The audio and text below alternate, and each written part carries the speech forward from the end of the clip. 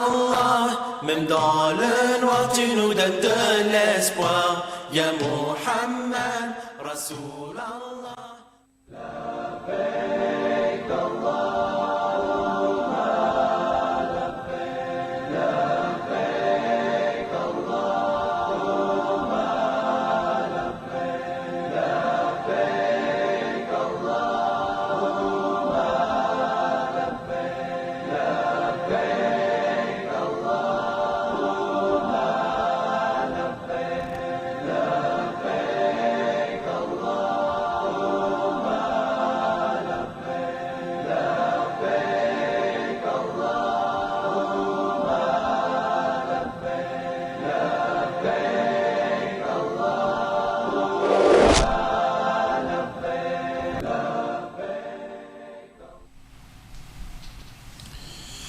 الحمد لله نحمده ونستعينه ونستغفره ونتوب إليه ونعوذ بالله من شرور أنفسنا وسيئات أعمالنا من يهده الله فلا مضل له ومن يضلل فلا هادي له ونشهد أن لا إله إلا الله وحده لا شريك له ونشهد أن محمدا عبده ورسوله اللهم صل وسلم وبارك عليه وعلى آله وأصحابه أجمعين يا أيها الذين آمنوا اتقوا الله حق تقاته ولا تموتن إلا وأنتم مسلمون يا أيها الناس اتقوا ربكم الذي خلقكم من نفس واحدة وخلق منها زوجها وبث منهما رجالا كثيرا ونساء واتقوا الله الذي تساءلون به والأرحام إن الله كان عليكم رقيبا يا أيها الذين آمنوا اتقوا الله وقولوا قولا سديدا يصلح لكم أعمالكم ويغفر لكم ذنوبكم ومن يطع الله ورسوله فقد فاز فوزا عظيما أما بعد فإن أصدق الحديث كتاب الله وخير الهدي هدي محمد صلى الله عليه وسلم وشر الأمور محدثاتها وكل محدثة بدعة وكل بدعة ضلالة وكل ضلالة في النار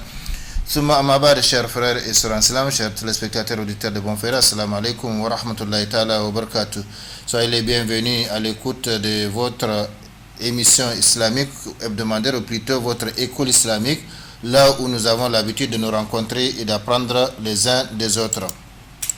J'ai prié Allah subhanahu wa ta'ala de nous faire profiter tous ensemble de ces quelques instants que nous allons passer ensemble dans sa voie, dans la recherche du savoir en vue de son application, afin que ce savoir ne soit pas un argument contre nous, mais plutôt un argument en notre faveur, le jour où nous rencontrerons notre Seigneur Allah subhanahu wa ta'ala, yawma la yanfa'u malun wala banun illa man atallaha biqalbin salim, le jour où ni enfants, ni bien ni enfants ne seront d'aucune utilité hormis pour celui qui regagne son Seigneur avec un cœur saint. Rappelons-nous notre triple responsabilité envers le savoir, justement. La première responsabilité, c'est son acquisition. La deuxième responsabilité, c'est son application. Et la troisième responsabilité, sa transmission aux autres, comme il nous a été transmis par les prédécesseurs, et ce, conformément à la recommandation de notre prophète bien-aimé Mohammed sallallahu alayhi wa sallam qui dit « Ballighu anni walau aya » transmettez de ma part ne serait-ce qu'un verset. Qu'Allah subhanahu wa ta'ala nous bénisse tous, qu'il bénisse nos vies, qu'il bénisse nos familles, qu'il bénisse nos enfants, qu'il bénisse nos œuvres, qu'il bénisse davantage notre cher pays le Niger et qu'il nous conforme davantage à sa sainte volonté partout et toujours. Allahumma amin. Chers frères et sœurs islam, ceci dit, nous allons parler aujourd'hui d'une nouvelle, nous allons parler de nouveaux thèmes, nous allons parler actualité islamique impose, donc du Hajj, comme c'est sa saison, après celle du jeûne. Donc en islam, il y a des saisons d'adoration, des saisons de spiritualité, la saison de jeûne, donc Ramadan. Maintenant, c'est la saison du Hajj. Donc, tout à fait logique qu'on en parle. Nous devons maintenir notre contact avec Allah subhanahu wa ta'ala, de nuit comme de jour, en public comme en secret. Nous étions en effet depuis le mois de Shaban dans les saisons de bienfaisance et d'adoration, et cela continuera jusqu'après la saison du Hajj, Inch'Allah.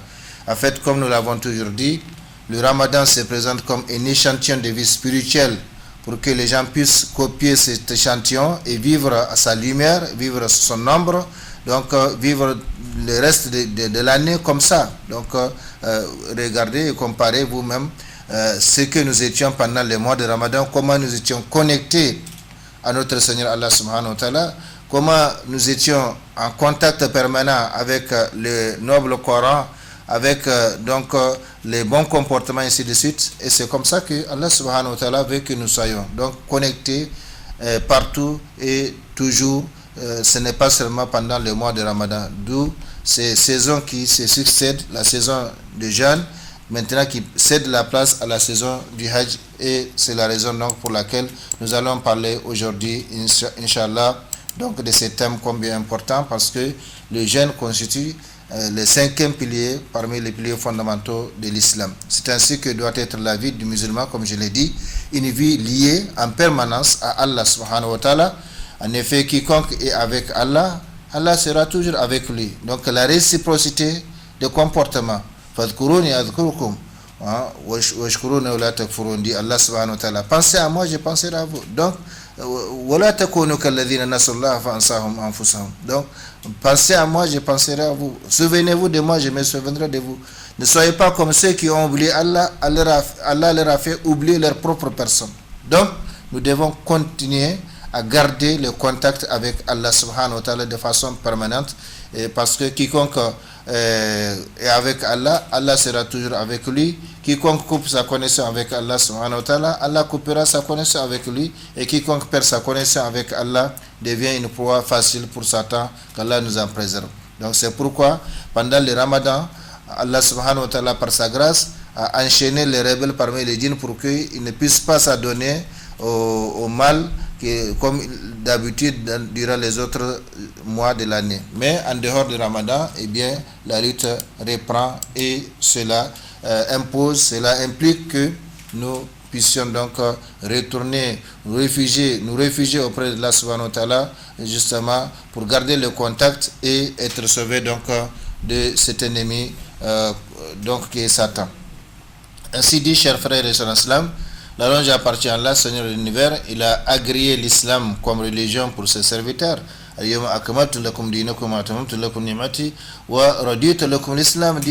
il a agréé, comme Allah subhanahu wa ta'ala l'a dit, l'islam comme religion pour ses serviteurs. Le jour où il a fait descendre donc ces versets sur le prophète sallallahu alayhi wa sallam à Arafat: aujourd'hui j'ai parachevé pour vous votre religion, je vous ai comblé du summum, du top de mes bienfaits, et j'ai agréé l'islam comme religion pour vous. Donc Allah subhanahu wa ta'ala a agréé l'islam comme religion pour ses serviteurs.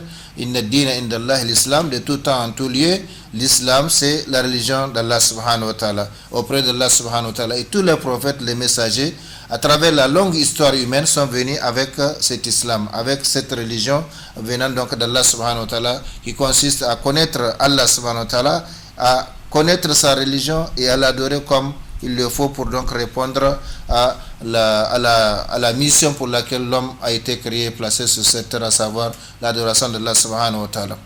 Il l'a rendu simple. Donc cette religion ou cet islam, Allah l'a rendu simple, facile et commode à toute personne et à toute situation, comme il l'a dit dans le noble Coran. Il n'a pas donc imposé à l'homme ce qu'il ne peut pas accomplir. Il n'a pas imposé à une âme ce qu'elle ne peut pas accomplir, donc au-dessus de ses capacités, au-dessus de ses moyens. Par conséquent, pour chaque situation, Allah subhanahu wa ta'ala a légiféré des adorations, et chacun pourra donc les accomplir en fonction donc de sa situation justement. Donc il l'a rendu simple, facile et commode à toute personne et à toute situation. Il a fait de la Mecque une cité paisible, et de la Kaaba sa maison sacrée, un lieu de visite et un asile pour les gens. Donc tous les musulmans, où qu'ils se trouvent, leur souhait, leur plus grand souhait, c'est justement visiter cette maison, la maison sacrée d'Allah subhanahu wa ta'ala, qui se trouve à la Mecque, et donc soit pour accomplir la Umrah, soit pour accomplir le pèlerinage ou le Hajj.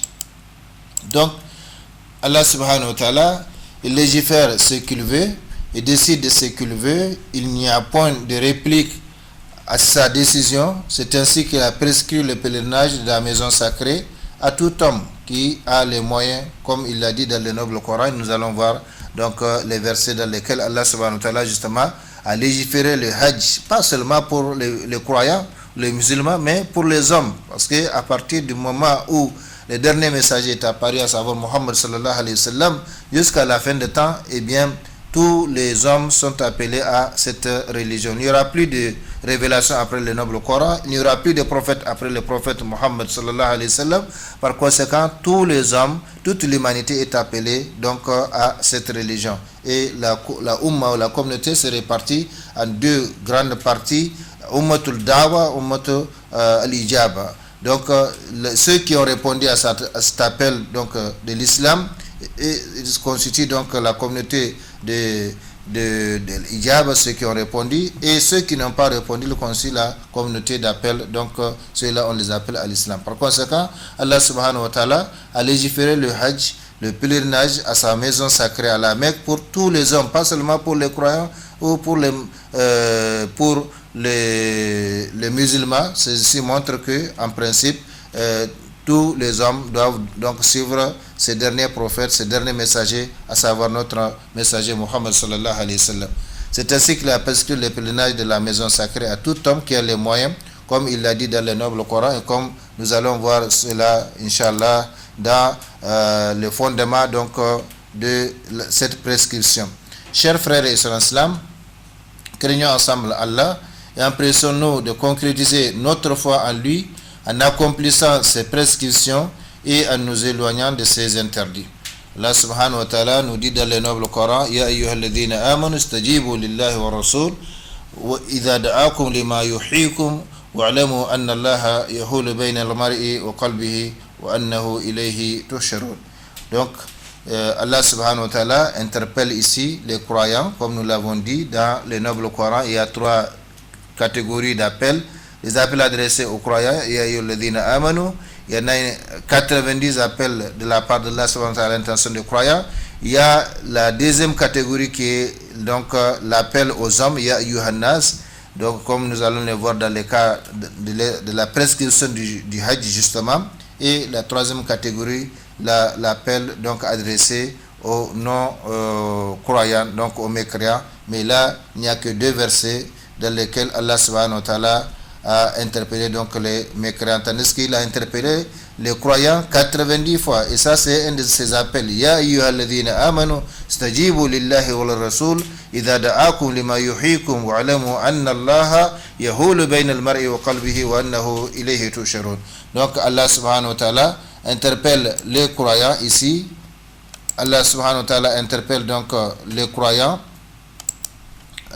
Le verset, donc Allah subhanahu wa ta'ala dit aux croyants: on vous a aux croyants, craignez, aux croyants, répondez à Allah et à son messager quand il vous appelle pour ceux qui vous donnent la vie. Apparemment, nous avons sauté la traduction donc de ces passages coraniques. Donc ya ayyuhalladhina amanu istajibu, donc aux croyants, répondez à Allah, lillahi wal rasul, donc au messager, idha da'akum, s'il vous appelle, lima yuhyikum, pour ce qui vous fait donc vivre, ce qui vous donne la vie, wa'lamu, et sachez que anna Allah yahulu bayna al-mar'i wa qalbihi, et que Allah subhanahu wa ta'ala s'interpose entre l'homme et son cœur, wa annahu ilayhi tusharun, et c'est vers lui que vous serez donc ramenés ou rassemblés.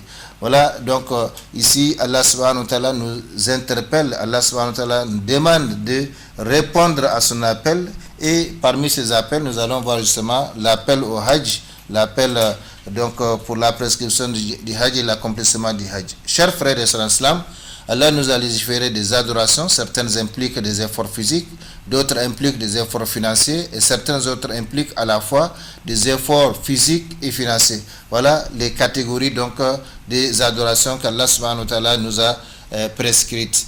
Certaines impliquent des efforts physiques, comme nous allons le voir, d'autres impliquent des efforts financiers, et certaines autres impliquent à la fois des efforts physiques et financiers, donc dans le même temps. La salat, c'est-à-dire la prière islamique par exemple, implique des efforts physiques. Donc on fait les ablutions, on va à la mosquée et on fait donc des gestes, étant debout, on s'incline, on se prosterne, ça c'est physique. Donc la salat par exemple implique des efforts physiques, corporels, tandis que la zakat, l'aumône obligatoire pour ceux qui ont donc des moyens et qui ont atteint le seuil d'imposition, eh bien cette zakat implique des efforts financiers. Donc si c'est de l'argent, eh bien on prélève l'argent. Si c'est des animaux, on prélève des animaux. Si c'est d'autres matériels qu'Allah subhanahu wa ta'ala a donné aux musulmans, eh bien si ces matériels-là atteignent le seuil d'imposition, eh bien il doit prélever la zakat. Donc la zakat implique des efforts financiers. Quant au hajj, il implique à la fois des efforts physiques et financiers. Le pèlerin fournit en effet des efforts physiques pour se déplacer de son pays au lieu saint du hajj. Puis il fait le parcours autour de la Kaaba, entre les monts Safa et Marwa, se déplace de la Mecque à Mina, de Mina à Arafat, de Arafat à Muzdalifa et de Muzdalifa à Mina. Donc, tout ça c'est des déplacements physiques, même si il les fait parfois en bus ou parfois sur une charrette en fonction de son état de santé, mais ce sont des efforts physiques. Mais dans le même temps, ces efforts physiques font appel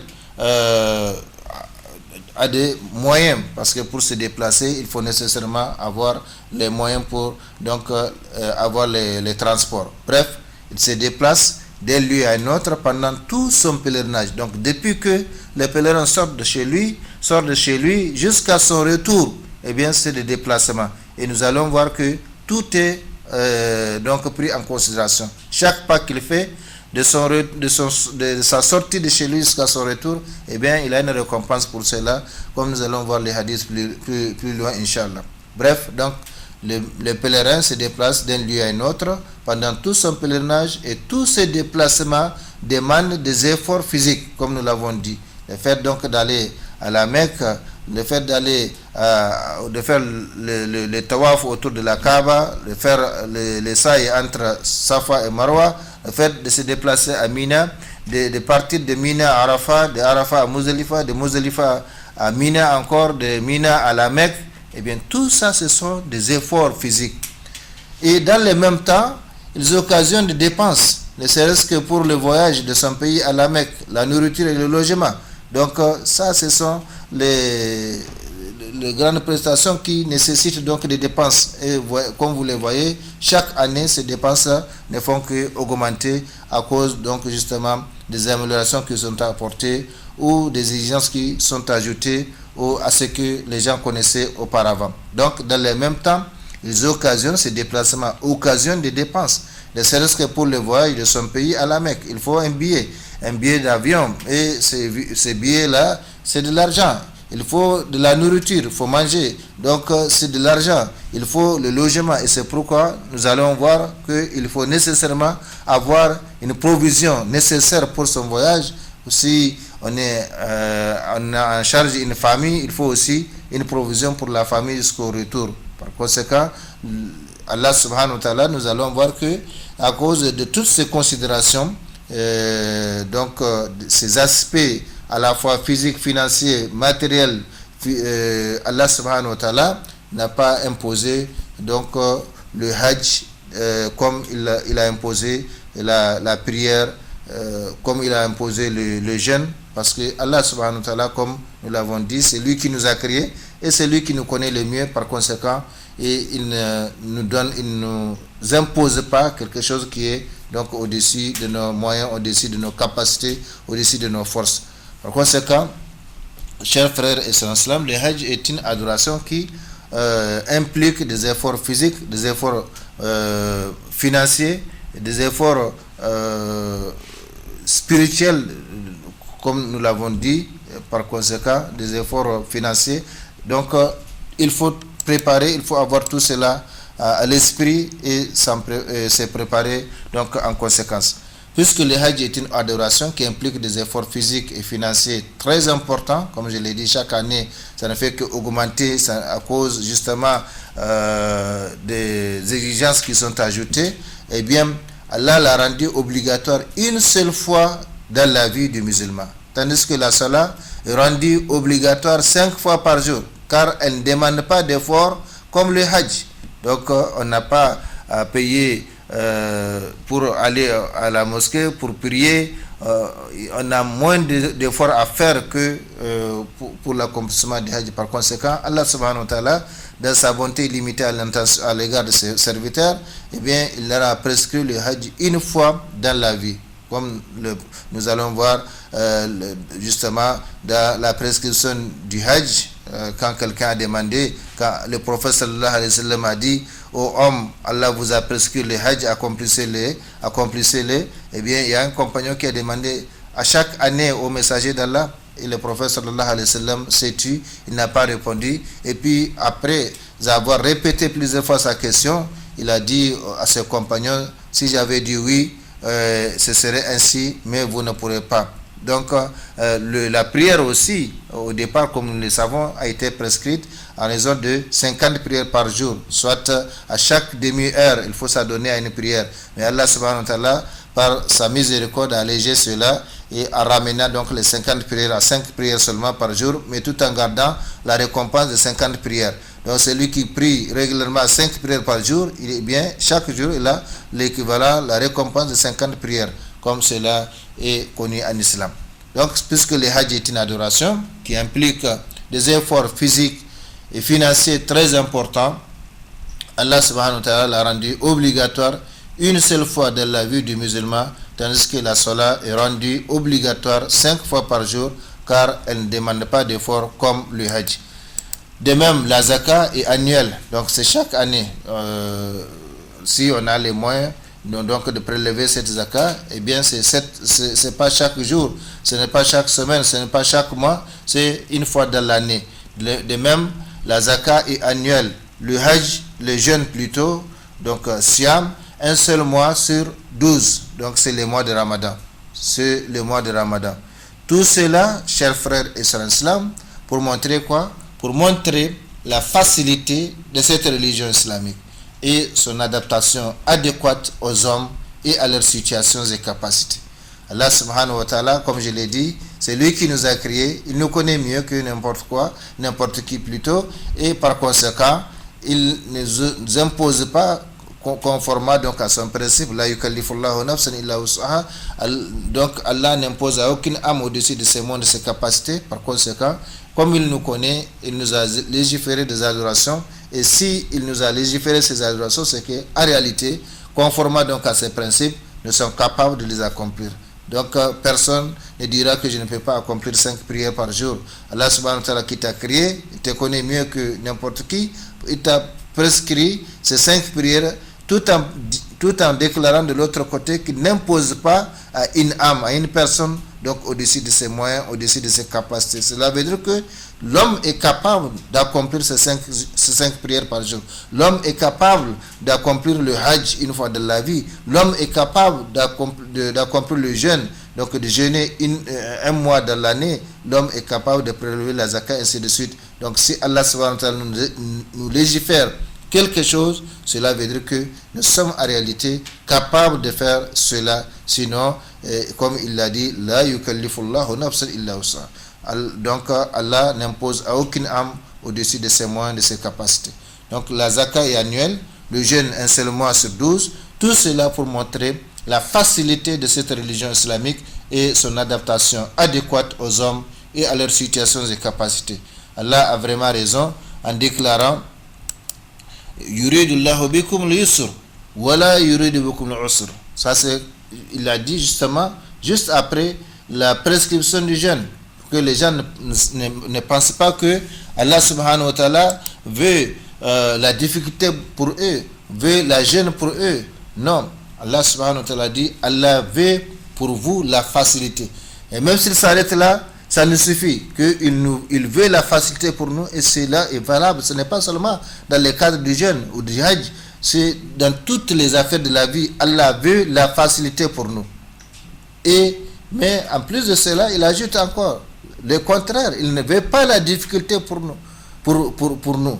Donc Allah veut pour vous la facilité, il ne veut pas la difficulté pour vous. Comme je l'ai dit, même s'il s'arrête là, il veut la facilité pour nous, ça nous suffit. Mais il ajoute encore, subhanahu wa ta'ala, qu'il ne veut pas la difficulté pour nous. Donc le jeûne, la prescription du jeûne, ce n'est pas une restriction de la liberté de l'homme, ce n'est pas une contrainte imposée par Allah subhanahu wa ta'ala, mais plutôt un moyen de se purifier et de s'élever en degré auprès de Allah subhanahu wa ta'ala, en augmentant donc sa spiritualité, en augmentant sa crainte, sa piété, comme Allah subhanahu wa ta'ala l'a dit, ya ayyuhalladhina amanu kutiba alaykumus siyam kama kutiba lilladhina min qablikum la'allakum tattaqun. Donc on vous a prescrit aux croyants les jeûnes comme il a été prescrit aux prédécesseurs, afin que vous obteniez donc la piété, la crainte d'Allah subhanahu wa ta'ala. Et on a démontré que le jeûne contribue au maintien de la santé de l'homme. Et nous tous, nous avons fait l'expérience pendant le mois de Ramadan, comment nous nous sentons, comment notre corps était léger, comment on respirait comme il le fallait, comme il le faut, contrairement aux autres mois, aux autres jours. Quand on mange trop, eh bien ça devient un problème. Donc Allah subhanahu wa ta'ala, qui nous a créé, qui nous connaît mieux que n'importe qui, eh bien il nous a légiféré ces adorations, non pas seulement pour avoir de la récompense dans l'au-delà, mais aussi pour notre bien-être ici-bas, ici, pour notre santé ici-bas. Donc Allah subhanahu wa ta'ala, à travers tout cela, il veut la facilité. Et cette facilité, comme je l'ai dit, ce n'est pas seulement à travers les adorations, c'est toutes les affaires de la vie. Yuridullahu bikum al-yusr wala yuridu bikum al-usr. Allah veut pour vous la facilité et toute la facilité. Il n'a pas de yusran, une facilité, non, al-yusr, donc avec l'article al, donc toute la facilité, et cela est valable dans toutes les affaires de la vie. Et il ajoute subhanahu wa ta'ala, il ne veut pas la difficulté pour vous. Donc ça c'est dans la sourate Al-Baqarah, sourate 2, numéro 2, verset 185, justement, juste après la prescription du jeûne, pour que les gens ne pensent pas que le jeûne est là pour restreindre leur liberté, le jeûne est là pour donc leur imposer une contrainte. Non, au contraire, le jeûne est là pour justement non seulement les connecter à leur Seigneur Allah subhanahu wa ta'ala durant toute la journée, mais aussi pour leur permettre d'avoir la santé, de purifier donc leurs œuvres, ainsi de suite. Donc en plus de cela, Allah subhanahu wa ta'ala dit, et comme je l'ai dit, même si on s'arrête là, à la première partie seulement de ces versets, ça nous suffit comme argument. Qu'Allah veut pour nous, à travers tout ce qu'il nous a légiféré, il veut la facilité pour nous.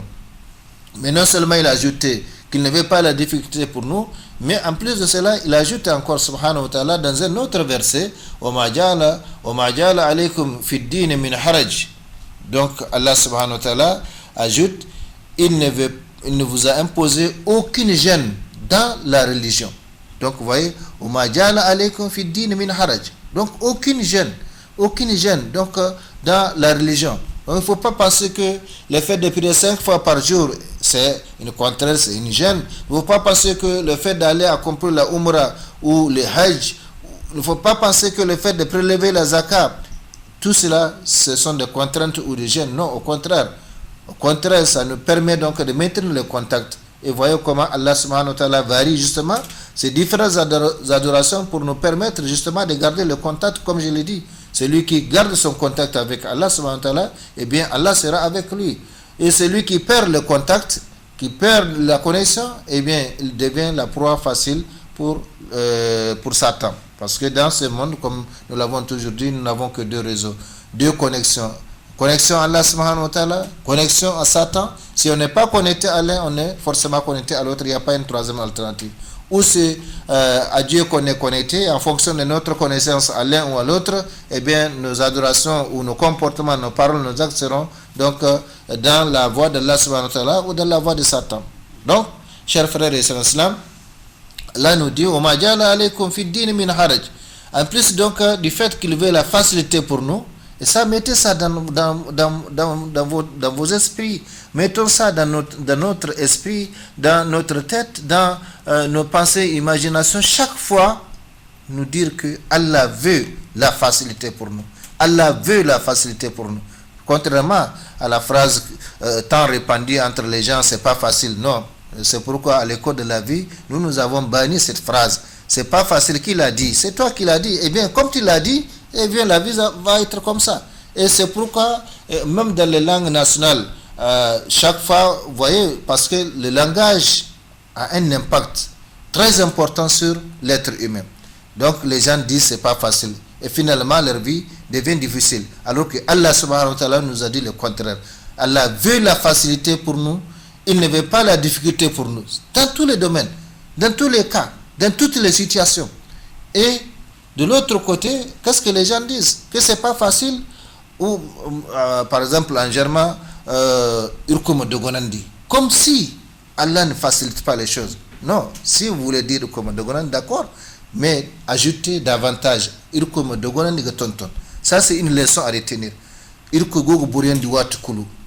Dieu arrange toujours et facilite toujours. Et par conséquent, il faut toujours dire davantage. Parce que le jour où, justement, Allah n'a pas facilité les choses, on se rendra compte. Le jour où Dieu n'a pas arrangé, eh bien, on se rendra compte. Mais malheureusement, comme je l'ai dit, nous sommes habitués à ces phrases négatives qui ont un impact donc, sur notre comportement, sur notre vie. Malheureusement, nous partageons dans cela. Ce n'est pas facile. C'est comme si,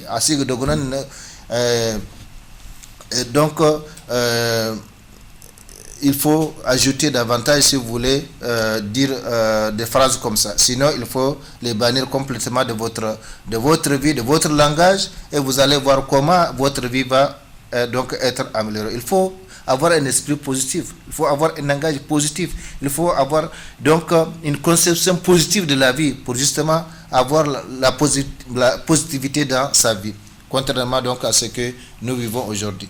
Allah veut pour vous la facilité. Il ne veut pas la difficulté pour vous. Il ne vous a imposé aucune gêne dans la religion. Donc les adorations ne sont pas une gêne, ne sont pas une restriction de notre liberté, ne sont pas une imposition pour donc une prison. Malheureusement, c'est comme ça que beaucoup de gens ont compris, et c'est pourquoi ils préfèrent donc s'adonner à Satan plutôt que s'adonner à Allah subhanahu wa ta'ala. Alors que, de toutes les façons, en retournant vers Allah subhanahu wa ta'ala, comme on est venu, sans aucun programme, donc sans préavis, on est venu dans ce monde, et on retournera auprès de Allah subhanahu wa ta'ala sans qu'on ait donc un préavis de retour. Chers frères et sœurs, nous prions Allah, le tout miséricordieux, Ar-Rahman, de nous conformer tous à sa sainte volonté, d'accepter nos bonnes œuvres et d'outrepasser les mauvaises. Qu'il facilite le voyage, la Umrah et le Hajj de ceux et celles qui ont pris la décision de laisser leur pays, de laisser leur famille, de laisser leurs travaux pour entreprendre le voyage combien pénible de la Umrah et ou du Hajj. Alors là, nous avons dit le voyage combien pénible, ce n'est pas pour souhaiter donc justement la peine pour les gens, mais c'est une réalité que le prophète sallallahu alayhi wa sallam a dite. Et nous allons voir justement que le prophète sallallahu alayhi wa sallam a dit à propos justement du voyage que c'est qit'atun min al-azab. Qit'atun min al-azab. Le voyage est un morceau de châtiment. Et un morceau de pain, c'est du pain. Donc un morceau de châtiment, c'est du châtiment. Pourquoi? Parce que il y aura beaucoup de choses, des changements, le climat, les habitudes alimentaires, etc. La séparation avec son pays, avec sa famille, avec ses amis, etc. Donc tout cela sont des choses dans le comportement qui peuvent donc gêner l'être humain. Mais dans la vie pratique, comme je l'ai dit, Allah subhanahu wa ta'ala veut la facilité pour nous. Donc nous prions et qu'Allah subhanahu wa ta'ala exauce, donc que Allah subhanahu wa ta'ala conforme tous ceux qui vont accomplir le Hajj, qu'il accepte ce Hajj, qu'il le fasse, qu'il en fasse un Hajj Mabrour, comme nous allons le voir. Le Hajj Mabrour, ça veut dire quoi? Le Hajj pieux.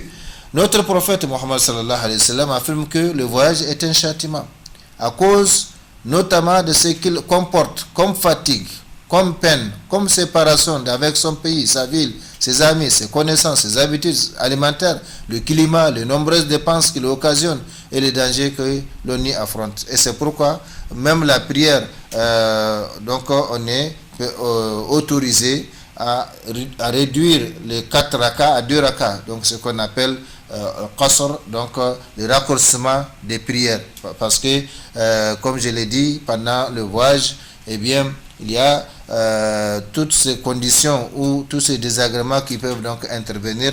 Par conséquent, le prophète sallallahu alayhi wa sallam a qualifié le voyage de qit'atun min al-azab. C'est un morceau de châtiment, dit le prophète sallallahu alayhi wa sallam. Et comme je l'ai dit, un morceau de pain, c'est du pain. Par conséquent, le voyage, c'est quelque chose donc de désagréable Le voyage est un châtiment à cause notamment de ce qu'il comporte comme fatigue, peine, séparation d'avec son pays, d'avec sa ville, d'avec ses amis, ses connaissances, ses habitudes alimentaires, le climat, les nombreuses dépenses. Et nous voyons chaque année les gens, certains quand ils vont là-bas, ils cherchent donc des choses dont ils ont l'habitude de manger au pays, alors que ça ne se trouve pas là-bas, ou ils commencent à manger les nourritures qu'ils trouvent sur place, et quelques jours après, c'est le dégoût, et ainsi de suite. Donc, il faut patienter, surtout quand on sait pourquoi on se déplace. Néanmoins, comme je l'ai dit, le voyage du Hajj est une grande occasion pour les musulmans de revenir de ses péchés comme le jour de sa naissance. Et le Hajj renferme aussi plusieurs avantages et profits. Donc nous allons voir parmi les mérites du Hajj justement que celui qui accomplit le Hajj Mabrour, il revient de ses péchés, il revient donc de ses pèlerinages comme le jour de sa naissance. Donc comme s'il recommence une vie, une nouvelle vie, et qui ne souhaite pas avoir donc aujourd'hui une page blanche donc de sa vie pour recommencer, parce que il n'y a pas de doute que chacun regrette certains actes, chacun regrette certains comportements. Eh bien, le Hajj c'est une occasion pour donc effacer tout cela et revenir de ce Hajj là comme le jour de sa naissance, mais à condition que les conditions justement du Hajj soient respectées. Nous allons voir cela Inch'Allah au cours des émissions à venir. Donc, chers frères et sœurs, le voyage du Hajj est une grande occasion. Et c'est pourquoi Allah subhanahu wa ta'ala nous l'a imposé. Mais comme je l'ai dit, Allah nous l'a imposé une fois dans la vie, justement à cause de tous ces désagréments.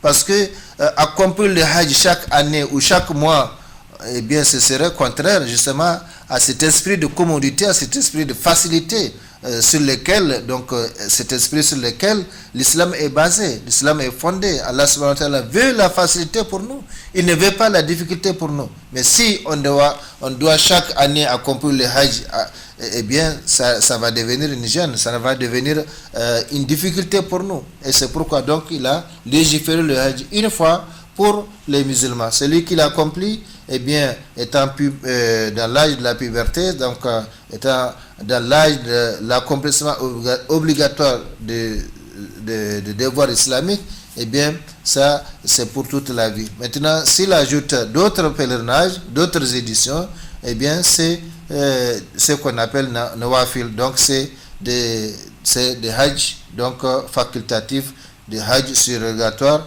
et il en a la récompense. Parce que nous allons voir que le prophète sallallahu alayhi wa sallam a recommandé de multiplier pour ceux qui ont les moyens, le Hajj et la Umrah, parce que ils servent à effacer donc les péchés. Par conséquent, chers frères et sœurs, certes le voyage est pénible, et ça c'est n'importe quel voyage, ce n'est pas seulement le voyage du Hajj, mais n'importe quel voyage. Mais pour les musulmans qui voyagent pour Allah subhanahu wa ta'ala, qui voyagent vers donc son Seigneur, Allah subhanahu wa ta'ala, visiter sa maison, visiter la mosquée du prophète sallallahu alayhi wa sallam, accomplir le 5e pilier de l'islam, eh bien il ne va pas sentir tout cela parce que il sait ce qu'il est en train d'accomplir, c'est une adoration. Et toute adoration demande un effort donc spirituel, un effort physique, un effort de la part donc du serviteur pour pouvoir justement répondre à l'appel de Allah subhanahu wa ta'ala et éviter donc les insinuations de Satan qui chaque fois que on veut accomplir une bonne action, eh bien il se met donc il s'impose un obstacle par rapport donc à l'accomplissement de cela. Que veut dire donc Hajj en islam? Quelles sont les preuves de son obligation? Quelles sont les conditions de son obligation? Quels sont ses mérites? Quelles sont les bienséances que doit observer le pèlerin? Autant de questions auxquelles nous allons répondre, Inch'Allah, à travers nos émissions. Donc, comme je l'ai dit, ça c'est la saison du Hajj. Et ça va continuer jusqu'avec la première décade de Zulhijjah, donc les meilleurs jours de l'année. Comme nous avons la dernière décade de Ramadan dans la saison du Ramadan, et bien dans la saison du Hajj aussi, nous avons une décade qui est cette fois-ci composée de 10 premiers jours donc de Zulhijjah, les mois dans lesquels s'effectue le Hajj. Par conséquent, nous allons, Inch'Allah, avec l'aide d'Allah subhanahu wa ta'ala, vous entretenir sur tout cela. Que veut dire donc Hajj en islam? Quelles sont les preuves de son obligation? quelles sont les conditions de son obligation, quels sont ses mérites, quelles sont les bienséances que doit observer le pèlerin. Eh bien, autant de questions que l'homme se pose et qu'on doit connaître avant de se rendre là-bas. Parce que une fois là-bas, ce n'est pas facile. Cette fois-ci, c'est une réalité. Ce n'est pas facile, ce n'est pas par rapport à la vie. Mais je veux dire que ce n'est pas facile d'apprendre là-bas. Parce qu'il y a trop de choses. On veut aller à la mosquée, on veut visiter certains endroits. Donc, il faut nécessairement commencer ou faire les choses avant de partir. Connaître les choses, donc suivre la formation avant de partir.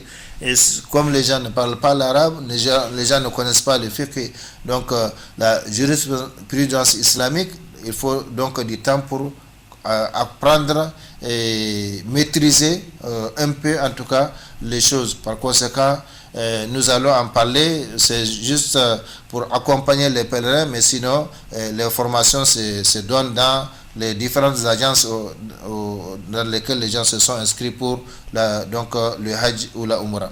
Par conséquent, chers frères et sœurs en islam, nous allons d'abord voir la définition du Hajj, qui veut dire Hajj en islam.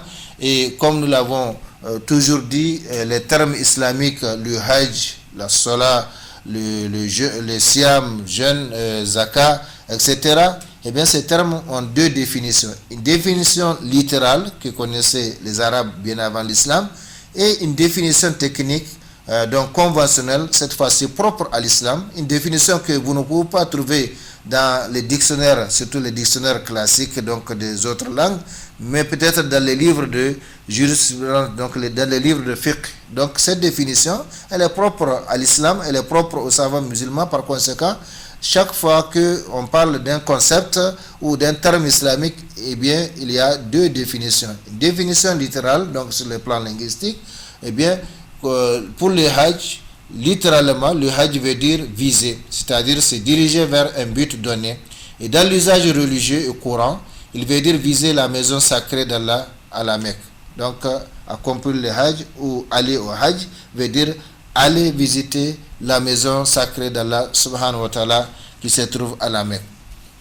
Ça, c'est sur le plan littéral, sur le plan donc de la langue arabe, théologiquement parlant. Donc techniquement, cette fois-ci, la définition conventionnelle propre à l'islam, propre aux savants musulmans, le Hajj est un ensemble d'actes et de paroles bien déterminés qu'effectue un individu bien déterminé. Ce n'est pas n'importe qui, ce n'est pas n'importe quel individu. Et ces paroles et actes-là également, ce n'est pas n'importe quelle parole ou acte. Donc, c'est un ensemble d'actes et de paroles bien déterminés qu'effectue un individu bien déterminé pendant une période bien déterminée et dans des lieux bien déterminés. Quelqu'un ne peut pas se lever et accomplir le Hajj chez lui ou dans un autre endroit autre que la Mecque. Donc, voilà la définition technique. Et comme je l'ai dit, ça c'est une définition conventionnelle propre à l'islam qu'on ne peut pas trouver dans les dictionnaires, surtout les dictionnaires des autres langues.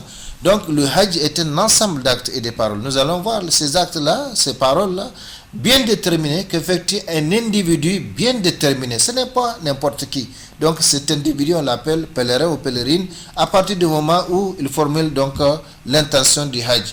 C'est donc cet individu bien déterminé pendant une période bien déterminée, ce n'est pas toute la vie. Donc c'est pendant une période bien déterminée. Ça peut être quelques heures si c'est la Umrah seulement, eh bien ça peut être 3 à 4 jours si c'est le Hajj, en fonction de ce que la personne aura choisi, donc de faire 2 jours à Mina ou 3 jours à Mina après le retour d'Arafat. Et dans des lieux bien déterminés. Là aussi, les lieux, ce n'est pas n'importe où, c'est à la Mecque, donc à la Sainte Kaaba, à Mina, à Arafat, Muzdalifa. Voilà donc la définition technique, théologique, conventionnelle donc, du Hajj. Maintenant, voyons l'obligation du Hajj. L'obligation du Hajj est fixée par les 3 principales sources de l'islam, ce qu'on appelle les sources contraignantes de l'islam, à savoir le noble Coran, la Sunna et l'unanimité donc des savants musulmans, le consensus des savants musulmans, donc les savants musulmans qualifiés vraiment dignes de ce nom. Donc à propos justement de l'obligation du Hajj dans le noble Coran, eh bien C'est Allah subhanahu wa ta'ala qui parle et nous traduisons Walillahi ala nasi hijjul bayti man istata'a ilayhi sabila wa man kafara fa inna Allaha ghaniyyun 'anil 'alamin. Donc comme je l'ai dit, la prescription du jeûne du Hajj plutôt montre le caractère universel de l'islam. Parce qu'il n'y aura plus de prophète après le prophète Mohammed sallallahu alayhi wa sallam. Il n'y aura plus de révélation après la révélation coranique. Par conséquent, Allah subhanahu wa ta'ala a imposé le Hajj, a prescrit le Hajj, pas seulement pour les musulmans, les croyants, mais pour les hommes. Donc, walillahi ala nasi hijjul bayt. C'est un devoir envers Allah pour les gens, pour les hommes qui ont les moyens d'aller faire le pèlerinage. Man istata'a ilayhi sabila. Donc tant qu'on n'a pas ces moyens, eh bien Allah subhanahu wa ta'ala ne vous a pas imposé le Hajj. Par conséquent, n'allez pas prendre du crédit, surtout du crédit avec intérêt. Eh bien on ne peut pas accomplir une adoration avec un interdit. Donc crédit avec intérêt pour faire tabaski, pour accomplir le Hajj, pour accomplir la Umrah, pour construire une mosquée, eh bien tout ça, ça ne passe pas. Parce que Allah subhanahu wa ta'ala n'a pas mis du bien dans ce qu'il nous a interdit. Si c'était quelque chose de bien, eh bien il n'allait pas nous l'interdire. Par conséquent, quand on a les moyens, dit Allah subhanahu wa ta'ala, si on n'a pas les moyens, eh bien on peut vivre jusqu'à sa mort. Eh bien Allah ne tiendra pas rigueur, ne tiendra pas, donc ne demandera pas compte pourquoi tu n'as pas accompli le Hajj. Mais le fait de nous imposer le Hajj, la Umrah, la Zakah, c'est une façon implicite de montrer que nous devons chercher justement ces moyens. Parce que comme je l'ai dit, Allah ne nous impose pas quelque chose qui est au-dessus de nos capacités, au-dessus de nos moyens. Donc si Allah subhanahu wa ta'ala nous a imposé le Hajj, c'est que en réalité nous sommes capables d'accomplir le Hajj. Par conséquent, il faut travailler pour chercher justement ces moyens-là qui nous permettent d'accomplir le Hajj.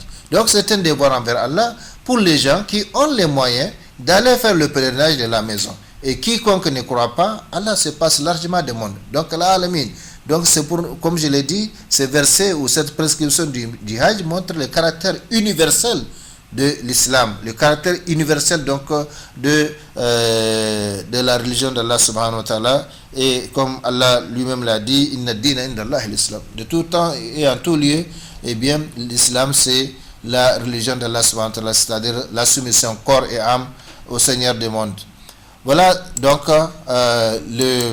le fondement ou donc un verset qui montre l'obligation du Hajj à travers le noble Coran. Le prophète sallallahu alayhi wa sallam, maintenant la deuxième source, c'est donc la sunna, donc les paroles du prophète sallallahu alayhi wa sallam. Le prophète a dit justement Buni al-islamu ala khamsin wa dhakar minha hijjul bayt liman istata ilayhi sabila. Al-hadith muttafaqun alayh.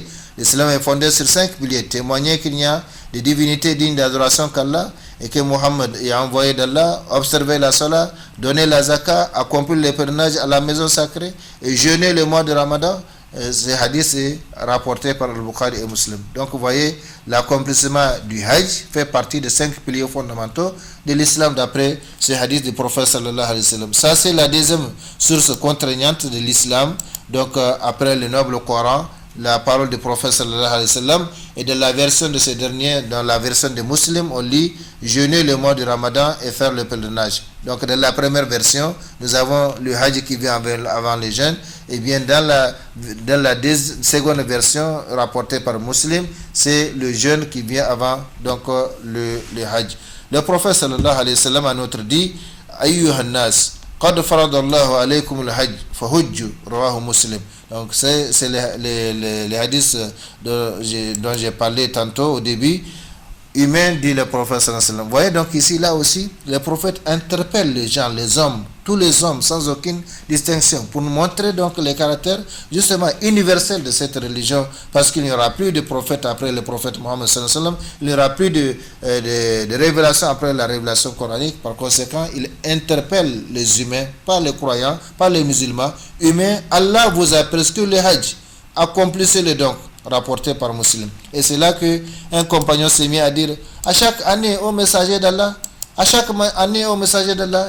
Le prophète a refusé de répondre, mais quand il a fini de ces questions, il a dit si j'avais dit oui, ça serait comme ça, et vous ne pourrez pas le faire, vous ne pourrez pas donc supporter. Et la Ummah, donc la communauté islamique, s'accorde unanimement. Ça c'est la troisième source, c'est donc l'unanimité, le consensus donc de savants qualifiés en la matière. Donc la Oumma s'accorde unanimement sur l'obligation du Hajj, une unanimité formelle et indispensable à l'intégrité de la religion islamique. Par conséquent, quiconque parmi les musulmans refute l'obligation du Hajj devient mécréant. Même si on n'a pas les moyens d'accomplir le Hajj, eh bien on croit à son obligation. Même si on n'a pas les moyens de prélever la zakat, eh bien on croit à son obligation. Mais refuser ou réfuter son obligation, eh bien ça fait sortir du cercle de l'islam. Waliyad billah, qu'Allah subhanahu wa ta'ala nous en préserve. Les conditions d'obligation de la Umrah et du Hajj, le Hajj plutôt et la Umrah, bien que prescrits par l'islam, ne deviennent effectivement obligatoires pour un homme que s'il remplit les conditions suivantes. La première condition, c'est être musulman. Donc, c'est être musulman. Bien que Allah subhanahu wa ta'ala interpelle les hommes, mais ces hommes-là, en réalité, ils doivent remplir certaines conditions. Donc, il s'agit de musulmans, être musulman, de jouir pleinement de ses facultés mentales. Le Hajj n'est pas donc obligatoire pour les malades mentaux. Ça, c'est la deuxième condition. Troisième condition, atteindre la puberté, c'est-à-dire l'âge d'accomplir obligatoirement les prescriptions islamiques. Donc, il y a des signes. Parmi ces signes, le fait d'atteindre 15 ans, par exemple, 15 ans net, eh bien, atteindre la puberté, c'est-à-dire l'âge d'accomplir obligatoirement les prescriptions islamiques. 4. Jouir de sa pleine liberté, c'est-à-dire ne pas être soumis à quelqu'un, comme les cas de l'esclave, au temps où il y en avait. Le cas du prisonnier, eh bien, ceux qui ne jouissent pas de leur liberté, eh bien, ils ne peuvent pas accomplir ses devoirs. Parce que, comme je l'ai dit, c'est un voyage. Et ce voyage-là demande donc de la liberté pour se déplacer et passer plusieurs jours avant de revenir. 5. Avoir la capacité physique et matérielle. Cette capacité sous-entend la santé, les moyens, la sécurité de la route, etc.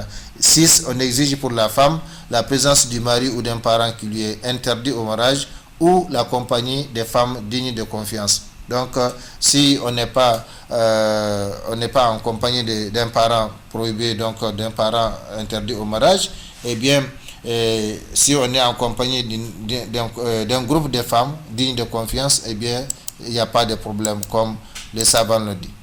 Chers frères et sœurs, pendant qu'il nous reste quelques minutes à passer pour cette émission ensemble, eh bien, nous allons vous parler de quelques mérites. Il y a beaucoup de mérites du Hajj et de la Umrah. Nous allons juste citer quelques-uns. Le Hajj et la Umrah renferment beaucoup de mérites et de profits sur tous les plans de la vie. Sur le plan religieux, sur le plan social, sur le plan éducatif, sur le plan culturel, sur le plan politique et également relatif à ce bas monde et à l'au-delà. Donc, parmi les mérites sur le plan religieux, on peut citer. Donc, vous voyez, le Hajj, c'est un rassemblement mondial, annuel. Et c'est pourquoi, donc, il y a tous les profits qu'on peut rencontrer dans le Hajj. Mais nous allons parler de mérites sur le plan religieux. Les mérites sur le plan religieux. 1. Le Hajj permet aux musulmans de revenir de ses péchés comme le jour de sa naissance. Le prophète sallallahu alayhi wa sallam en effet dit: Man hajja hadal bayt falam yarfus wa lam yafsuq raja'a kama waladatuhu ummu ou kama qala sallallahu alayhi wa sallam fil hadith al-muttafaq alayh. Donc, qu'est-ce que le prophète sallallahu alayhi wa sallam a dit? Je suis un peu obligé d'aller un peu rapidement pour cerner ces quelques mérites que nous allons signaler. Quiconque vient accomplir le Hajj à cette maison, la Kaaba, sans commettre de rapport sexuel avec son conjoint, ni un acte de perversité, revient comme le jour où sa mère l'a mis au monde.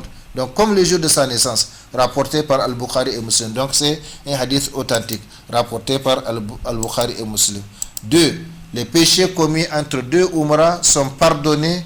Le prophète sallallahu alayhi wa sallam en effet dit: Al-Umratu ila al-Umrah kafaratu lima baynahuma. Muttafaqun alayh. C'est-à-dire quoi? D'une Umrah à l'autre, ce qu'il y a entre les deux comme petit péché est pardonné. Donc, c'est comme entre deux vendredis. Hein? Donc, d'une Umrah à l'autre, ce qu'il y a entre les deux comme petit péché est pardonné. Et c'est pourquoi, donc, nous allons voir le prophète sallallahu alayhi wa sallam a recommandé de multiplier justement le Hajj et la Umrah parce que ça permet donc d'effacer les petits péchés. Rapporté par le Bukhari et Muslim ici également. 3. Le Hajj pieux n'a de récompense que le paradis. Comme l'a dit le prophète sallallahu alayhi wa sallam: والحج المبرور ليس له جزاء إلا الجنة متفق عليه. Le prophète sallallahu alayhi wa sallam a dit, le hajj pieux n'a de récompense que le paradis, rapporté par Al-Bukhari et Muslim. Donc c'est l'occasion d'être candidat donc au paradis, c'est l'occasion de revenir de sa vie comme le jour donc de sa naissance. Par conséquent, il faut être conscient de cela et s'occuper de son hajj, s'occuper de son rite pour lequel on a fait des déplacements, pour lesquels on a fait des dépenses, contrairement à ce que nous voyons, comment les gens, quand ils vont là-bas, leurs comportements sont les mêmes qu'ici. Malheureusement, donc ils appliquent où l'adage germain s'applique sur eux, les makakoyens d'Abarmaï, pour la plupart donc d'entre eux, et le hajj pieux est celui qui est accompli suivant les conditions et bienséances exigées et à travers lequel le pèlerin ne vise pas l'ostentation, la recherche de la renommée, ni ne commet des désobéissances ou des actes immoraux. Donc on va accomplir le hajj. C'est un pilier fondamental parmi les 5 piliers fondamentaux de l'islam. Ce n'est pas pour chercher à acquérir un titre, le hajj.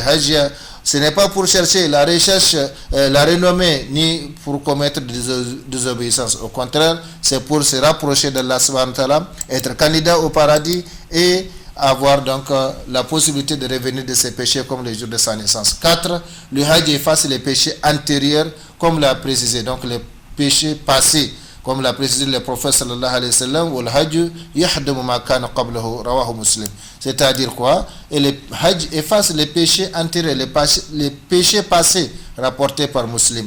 Le hajj et la umrah chassent la pauvreté et les péchés. Et c'est là donc les témoins pour lesquels le prophète sallallahu alayhi wa sallam a demandé de multiplier le hajj et la umrah. Le hajj et la umrah chassent la pauvreté et les péchés. Le prophète sallallahu alayhi wa sallam en effet dit donc التابع ما بين الحج والعمرة فإنهما ينفيان الفقر والذنوب كما ينفي الكير خبث الحديد والذهب والفضة وليس للحج المبرور ثواب إلا الجنة. Donc le hadith rawahu at-Tirmidhi wa an-Nasa'i. Qu'est-ce que le prophète sallallahu alayhi wa sallam dit? Multiplier le hajj et la umrah car il chasse la pauvreté et les péchés. Comme le soufflet du forgeron chasse les impuretés du fer, de l'or et du diamant. Et le hajj pieux n'a de récompense que le paradis. Vous voyez donc comment le prophète sallallahu alayhi wa sallam nous incite à accomplir le hajj et la umrah. Le jour d'Arafat est le jour où Allah a franchi le plus de gens du feu. Le prophète sallallahu alayhi wa sallam a dit ma min yawmin akthar min an yu'tiqa Allahu fihi abadan min an-nar min yawmi Arafah wa innahu la yadnu thumma yubahi bihim al-malaika fa yaqulu ma arada haula, rawahu Muslim. Donc le prophète sallallahu alayhi wa sallam dit il n'y a pas de jour où Allah a franchi du feu plus de serviteurs que le jour d'Arafat. Et le jour d'Arafat c'est le 2e jour du Hajj ou encore le 9e jour du Zulhijjah, le mois dans lequel s'effectue le pèlerinage. Chers frères et sœurs, pendant qu'il nous reste juste quelques 3 bonnes minutes à passer ensemble pour cette émission, le 7e mérite, la meilleure invocation est celle du jour d'Arafat, rapportée par At-Tirmidhi. 8. Une umrah accomplie pendant le Ramadan équivaut à un pèlerinage, à un hajj en compagnie du prophète sallallahu alayhi wa sallam. Comme il l'a dit, certes, une umrah accomplie pendant le mois de Ramadan équivaut à un hajj, donc un pèlerinage accompli à ma compagnie, rapporté par Al-Bukhari et Muslim. Chers frères et sœurs, voilà en gros quelques mérites sélectionnés du hajj. Comme je l'ai dit, il y a beaucoup de mérites, mais nous avons sélectionné ces 7 mérites-là. Voilà en gros quelques mérites sélectionnés du hajj et de la umrah sur le plan religieux. Il faut ajouter à cela que chaque pas que le pèlerin fait, Allah lui prescrit 10 bonnes actions, lui efface 10 mauvaises actions et l'élève de 10 degrés, comme cela est rapporté par Ahmad. Et cela de la sortie du pèlerin de chez lui jusqu'à son retour. En outre, la pierre noire témoignera en faveur de tout pèlerin qui l'aura embrassé ou touché avec foi et sincérité.